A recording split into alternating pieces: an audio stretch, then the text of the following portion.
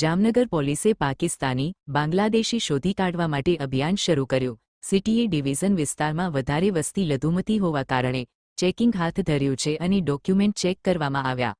આધાર card સહિતના કાગળો check કર્યા। સિટીએ ડિવિઝનના પીઆઈ નિકુંજ ચાવડા કામગીરીમાં જોડાયા। મોટાભાગના પરપ્રાંતીય લોકોનું કરવામાં આવ્યું ચેકિંગ।